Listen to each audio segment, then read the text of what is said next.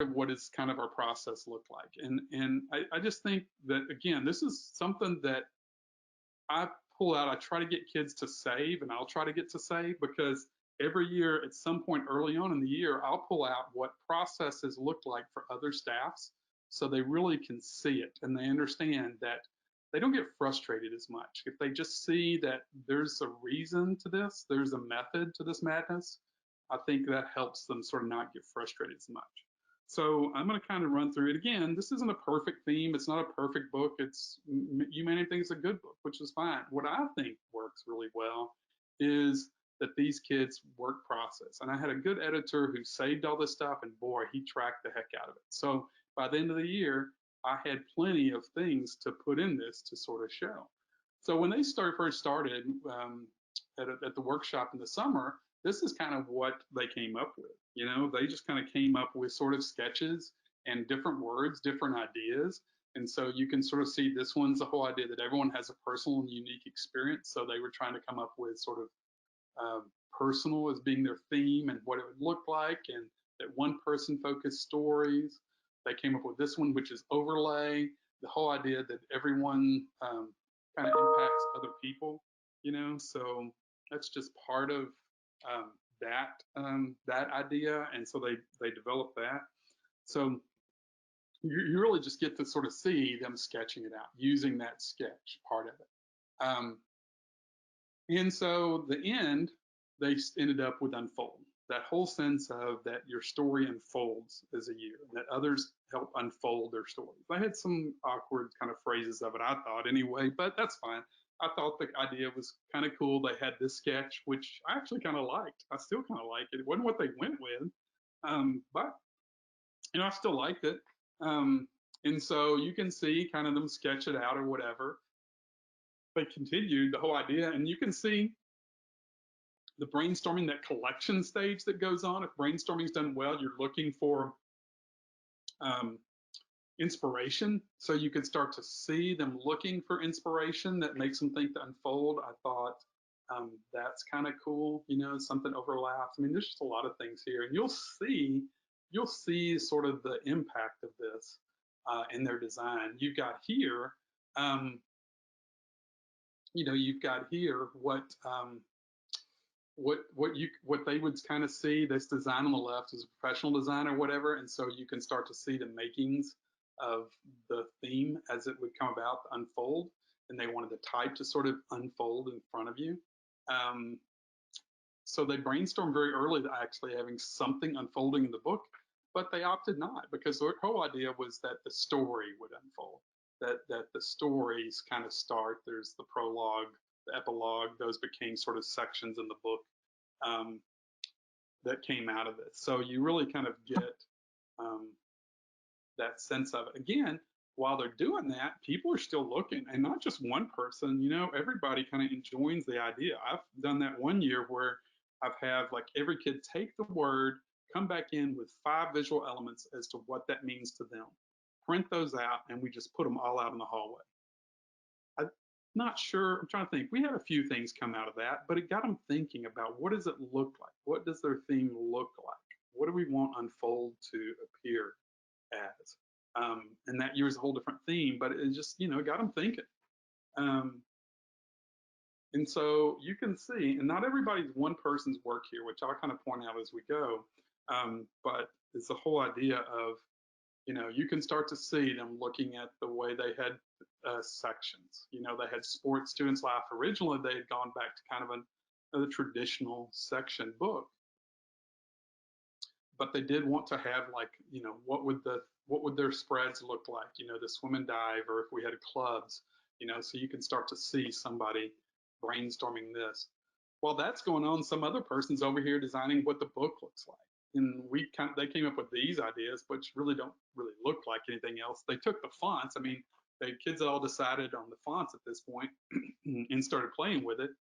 But that's what that brainstorm sort of looked like.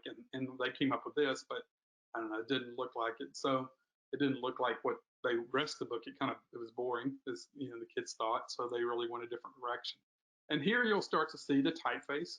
And it's a big staff. We have lots of people touching it at this point, which was good, because these editors, where other years I've had editors where it's just their kind of took over the design. This one, they really trained and really worked to make sure everybody put something in. And so you'll see that here. You've got them out looking for ideas. And so somebody, and one of the other designers, started playing with what are they going to do in the profile or people section? What would you have in there? And so I actually kind of like this. I thought it was a cool look. And you can start to see them applying it in different ways. They had this one portrait of Jackie, my online editor, um, and who happened to always be in the room with them. They took her photo, and you can see they started having fun with it. And you can see the designs that they start to play with, and then they just go nuts, which is okay. I'm like, remember we said the most bizarre ideas, so they're like, what if we went Jackie, And I think a lot of these, when you sit back and analyze, you're like, well, what if their name is Bartholomew? How are you gonna get that to fit on that and work? What if it's Jay? Some of those might work, but you just have to sort of think, how do you apply this over multiple people? But what I liked is they're brainstorming. They're looking at different approaches. Um, Invariably, what I think they decided with this, especially that cutout look, was that our sister school had done it like maybe the year before or 2 years before, which they were kind of oblivious to, which was fine. I think I showed them. I was like, wait, like Northwest just did that. So ultimately, they kind of go a different direction, and they start to play with this. You can start to see them applying it for different names of different people. Some sidebar work. But this becomes, I think, where they ended up. And it was a whole different approach. And I'll show you in a minute kind of what led up to the whole black and white thing. Because what happens is they end up really loving a profile design that you're going to come later in the show, but they fell in love with it. And they decided to sort of make these, which were mini profiles, go with those. I'll come back to that color palette at the bottom. Come put it right now, actually. The color palette was one. We talked about color. Color is one of those things you can pull from photos. It usually makes a spread look good. Sometimes if you do a lot of different colors, then if you look at the book as a whole, it makes they start to compete with each other. So you really looked, Lila actually, and Lila was one of my editors, and he came up with kind of this this palette of colors that where he had based on what was going to be trendy and sort of in clothing and whatever, and he pulled kind of from that and sort of looked to use this mostly in type, which gave us a kind of cohesiveness to the book, without being sort of too dull and mundane. And this becomes his own sort of personal color palette that he likes and he uses in a lot of his art.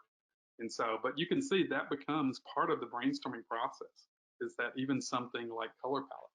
Now, this artwork became his style from the previous year, and it was all over the place in that book. And so that was what we used a lot. You saw a lot in the previous year's book.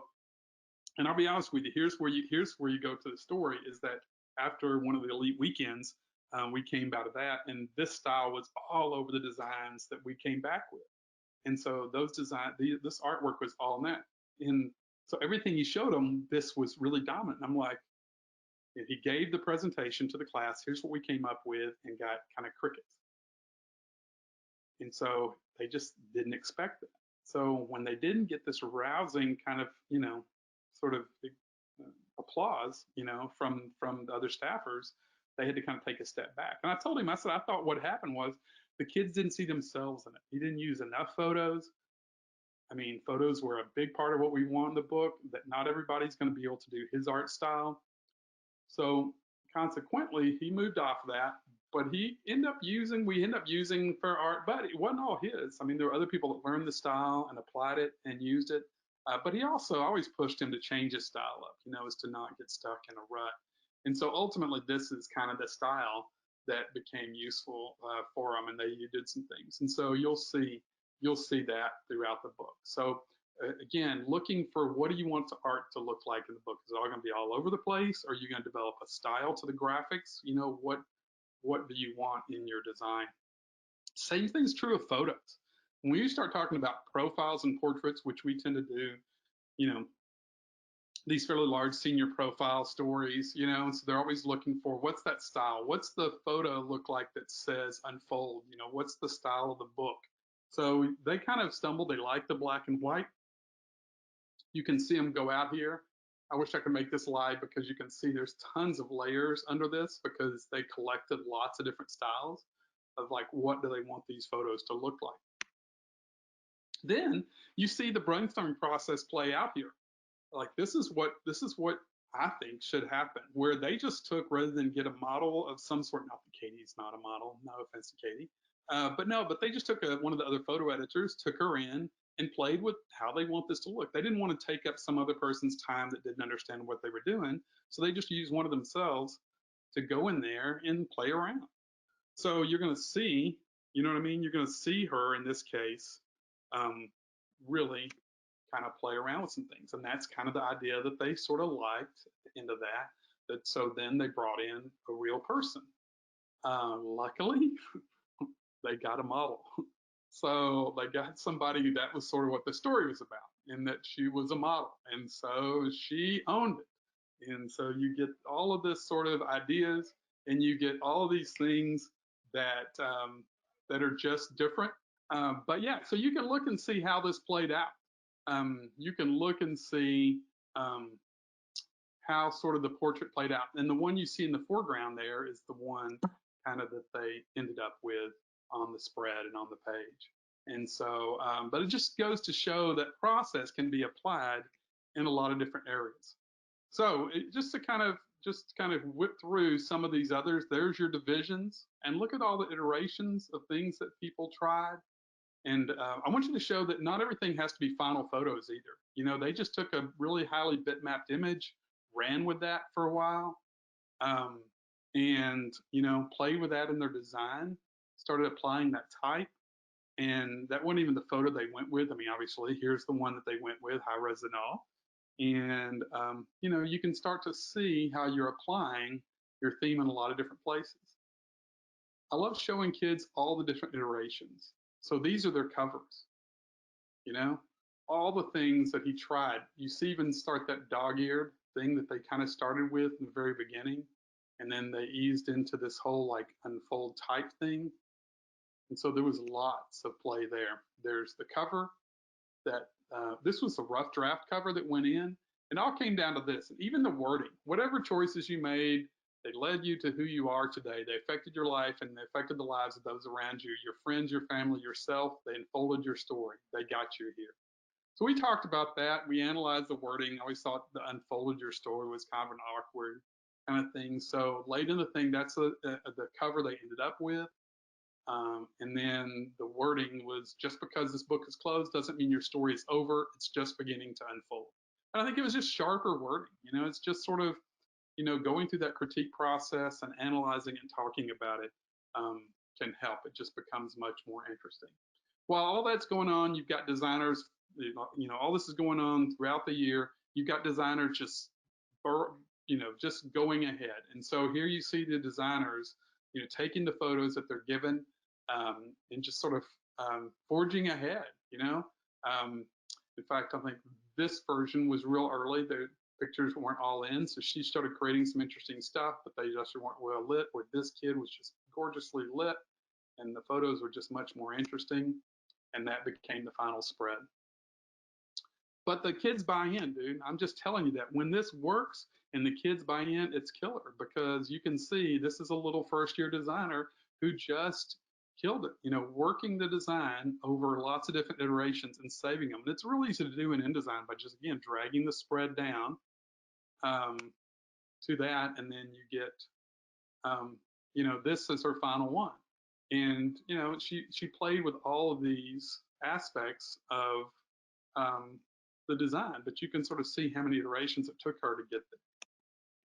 So some final some final looks at kind of the creativity here is that theirs became their index letters. So you've got the type that you see everywhere else in the book, but now you see in those art styles that you've sort of seen him sort of come in, and he took over and kind of developed some cool artwork for those back letters.